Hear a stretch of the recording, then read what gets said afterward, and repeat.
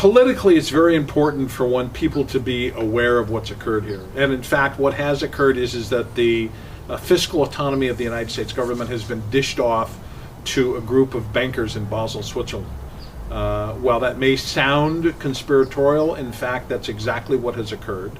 The book makes that clear. You don't have to rely on the book. You can go to the website, to the Bank for International Settlements, or the Financial Stability Board, and you can research these things. So this is what's occurred. What is truly unfortunate is that the members of Congress have no idea about this at all. I have spoken to members of Congress. They have no idea.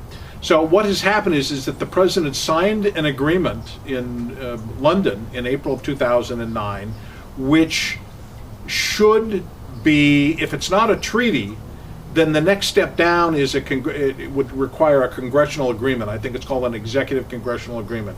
The point is that Congress needs to authorize this. The president just can't be running around the planet obligating American citizens and taxpayers to situations where there's no congressional approval. That's why the Constitution says the Senate needs to approve treaties.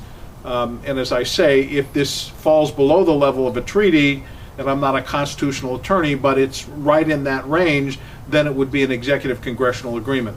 So the bottom line is people need to make their elected representatives aware, one, that this happened, two, that they need to be responsible for what's occurred here, because it's really their hat, to use that term. It's their hat.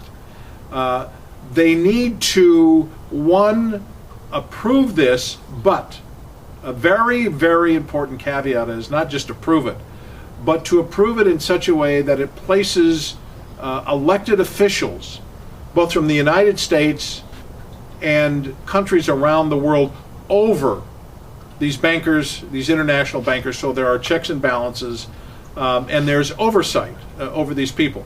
We cannot let these international bankers run rampant without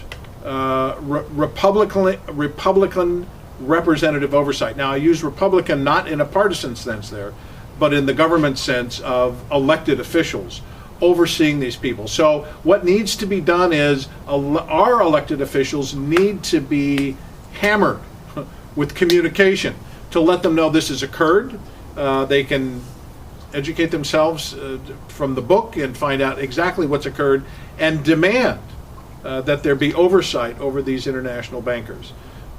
Extremely important.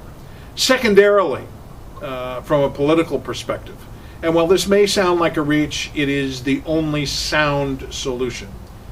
And that is this, that monetary systems should be based on production. Money should represent products. There's a lot of talk these days that money should be backed by gold. Gold is certainly better than fiat currencies, which is what we have now. We have currencies that are backed by nothing other than government fiat, an order, a mandate is what a fiat is. But gold is fine, it's a step up, but here's the problem with gold. One, the price of gold can be manipulated. Two, there isn't enough gold to back the money on the planet. So what do? If in fact we tied money to products and real estate, you couldn't inflate it. You couldn't deflate it, which is what's causing these financial crises. The amount of money in existence would be such that it could buy the products that were available. And the more productive a country was, the more money there would be. You could have an annual survey, and yes, this would take a little bit, but an annual survey, what's the GDP of that country? What's the gross domestic products of that country? And then the bank issue or ensure that the amount of money in circulation represented the production.